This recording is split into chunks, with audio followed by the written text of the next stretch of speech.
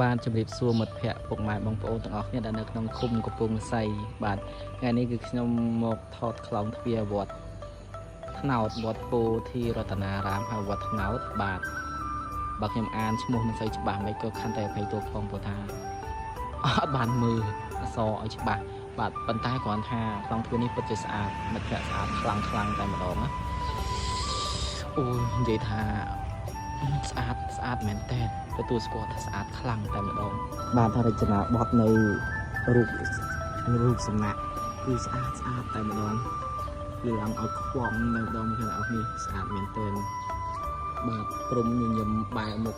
ទាំង4ទិសយ៉ាងស្រស់ស្អាតតែម្ដងនេះគឺ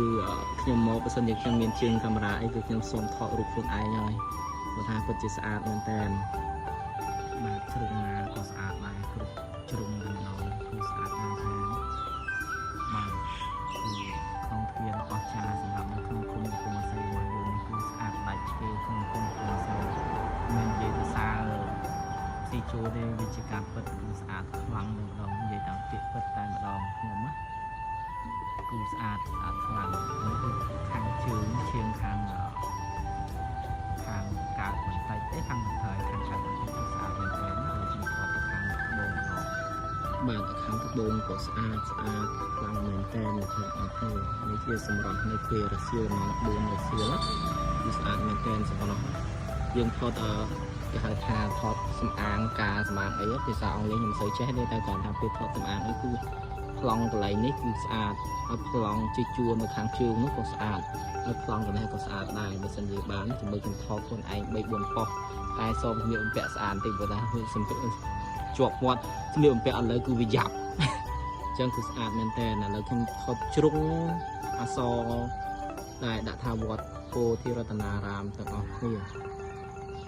ពួកខ្ញុំមិនសូវអានដាច់តែខ្ញុំថាចាំថតខាងមុខឲ្យស្អាតតែម្ដងបាទនេះគឺខាងមុខតែម្ដងខាងក្នុងវត្តតែថតចំខ្លងទ្វារធំតែម្ដងហើយខ្ញុំពង្រីកមើលទៅម្ដងនេះសដាក់ដែរថាវត្តពោធិរតនារាមវត្តថ្នោតបាទហើយសម្រាប់អ្នកដែលកសាងគឺនៅឃើញស្អាតឡាក់ដល់ខ្ញុំមើលឃើញទេបាទគឺស្អាតមែនតើហើយមានកុំភ្លេចគឺ share វីដេអូនេះទាំងអស់គ្នាអ្នកនៅឃុំកំពង់សីទាំងអស់គ្នាឬក៏ចំណុះជើងវត្ត